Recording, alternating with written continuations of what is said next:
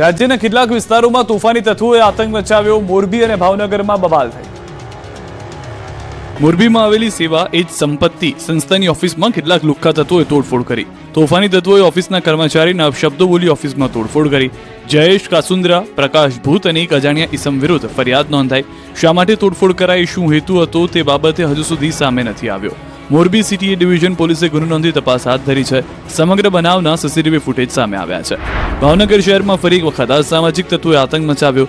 જવાહર મેદાનમાં ક્રિકેટ રમી રહેલા યુવક પર છરીથી હુમલો કરાયો. 4-5 લોકોએ યુવક પર સાથલના ભાગે છરી વડે હુમલો કરતા યુવકને હોસ્પિટલ ખસેડવામાં આવ્યો. ભાવનગરમાં જાણે કે ગુંડા તત્વોને પોલીસનો કોઈ ડર જ ન હોય તેમ તોફાની તત્વો બેફામ બન્યા છે. આ તરફ સુરતમાં અકસ્માતની ઘટના બની. પીપલોદ વિસ્તારમાં હિટ એન્ડ રનની ઘટના જોવા મળી. બેફામ કારે એક સાથે 3 વાહનોને અડફેટી લેતા અફરાતફરી મચી ગઈ. BMW કારે 4 વ્હીલર અને 4 2 વ્હીલરને અડફેટી લીધા. અકસ્માત કર્યા બાદ કાર ચાલક ફરાર થઈ ગયો. જોકે અકસ્માતમાં કોઈ જાનહાનિ થઈ નથી. સ્થાનિક સ્વરાજની ચૂંટણી પહેલા રાજીનામાનો દોર. અમદાવાદમાં ભાજપ મહિલા મોરચાના પ્રમુખનું રાજીનામું. અપક્ષ ઉમેદવારને મેન્ડેટ અપાતા ભાજપ નેતાએ રાજીનામું ધરી દીધું. આ સાથે જ સ્થાનિક સ્વરાજની ચૂંટણી પહેલા રાજીનામાનો દોર શરૂ થયો. ખેડા જિલ્લાના મહેમદાવાદ શહેર ભાજપના મહિલા મોરચાના પ્રમુખે પોતાના હોદ્દા પરથી એકાએક રાજીનામું ધરી દેતા રાજકારણમાં ગરમાવો જોવા મળ્યો. ઉલ્લેખનીય છે કે ગીતાબેન ભટ્ટાચાર્ય છેલ્લા 4 વર્ષથી ભાજપમાં પ્રાથમિક સદસ્ય તરીકે કામગીરી કરતા હતા. સાથે તેઓએ મહિલા મોરચાના સોશિયલ મીડિયા કન્વીનર તરીકે પણ જવાબદારી નિભાવી છે. તો ગત 1 વર્ષથી તેઓ ભાજપ મહિલા મોરચાના સક્રિય કાર્યકર્તા હતા, જેને લઈને ગીતાબેને મહેમદાવાદ નગરપાલિકાની ચૂંટણીમાં વોર્ડ નંબર 7માં મેન્ડેટ માંગ્યું હતું. પરંતુ પક્ષ દ્વારા અપક્ષ ઉમેદવારને મેન્ડેટ અપાતા તેઓ નારાજ થયા અને તેમણે પોતાના પદથી રાજીનામું ધરી દીધું. નર્મદા જિલ્લામાં રસપ્રદ બનશે સ્થાનિક સ્વરાજની ચૂંટણી. આમ આદમી પાર્ટીએ ઝંપલાવ્યું. નર્મદા જિલ્લામાં સ્થાનિક સ્વરાજની ચૂંટણીઓની પેટા ચૂંટણીમાં આમ આદમી પાર્ટીએ પણ ઝંપલાવતા ત્રિપાંખીયો જંગ ખેલાવાના એંધાણ છે. લોકસભાની ચૂંટણીમાં ગઠબંધન કરનાર આપ અને કોંગ્રેસ હવે આમને સામને આવી ગયા છે. દરેક બેઠક પર ભાજપની સામે કોંગ્રેસ અને આપે ઉમેદવારી નોંધાવી છે.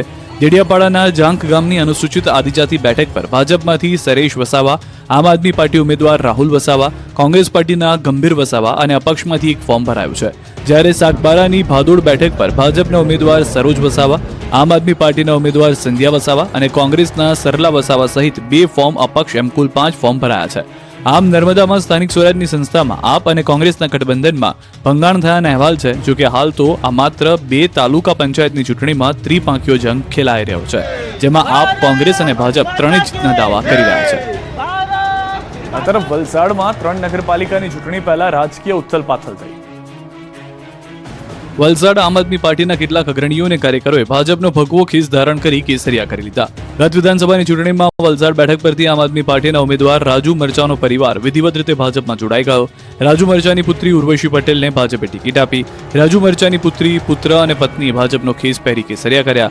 વલસાડ જિલ્લા ભાજપ કાર્યાલય પર જિલ્લા પ્રમુખ હેમંત કંસારા અને સાંસદ ધવલ પટેલ સહિત ભાજપના અગ્રણીઓની હાજરીમાં રાજુ મરચાનો પરિવાર ભાજપમાં જોડાયો. મહત્વપૂર્ણ છે કે વલસાડ નગરપાલિકાના વોર્ડ નંબર 2 અને 3માં રાજુ મરચા અને તેના પરિવારનો વ્યાપક પ્રભાવ છે. આ પરિવારના સભ્યો અપક્ષ તરીકે પણ વોર્ડમાંથી ચૂંટાઈ આવે છે. જોકે રાજુ મરચા પોતે હજુ વિધિવત રીતે ભાજપમાં નથી જોડાયા. આ તરફ વોર્ડ નંબર 11માંથી પણ આપના અગ્રણીઓ અને કાર્યકર્તાઓ આપ છોડી ભાજપમાં પ્રવેશ કર્યો. આપના જિલ્લા સંયુક્ત સચિવ શશિસિંહ રાજપૂત, આનંદસિંહ, વિપુલ રાય, સતીશસિંહ અને શિવમસિંહ સહિત કાર્યકર્તાઓ ભાજપમાં જોડાઈ ગયા છે અને હજુ પણ આગામી સમયમાં પણ અન્ય પાર્ટીઓમાંથી મોટી સંખ્યામાં કાર્યકર્તાઓ જોડાઈ શકે છે.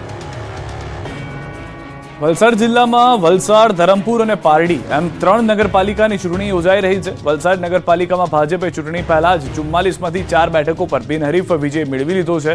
વોર્ડ 8માં ભાજપના 3 ઉમેદવારો બિનહરીફ જાહેર થયા છે, તો વોર્ડ નંબર 10માં ભાજપને એક ઉમેદવાર બિનહરીફ જાહેર થતા જ 44માંથી 4 બેઠકો ભાજપે અત્યારથી જ કબજે કરી લીધી છે. હવે આગામી સમયમાં 40 બેઠકો માટે ચૂંટણી યોજાઈ રહી છે.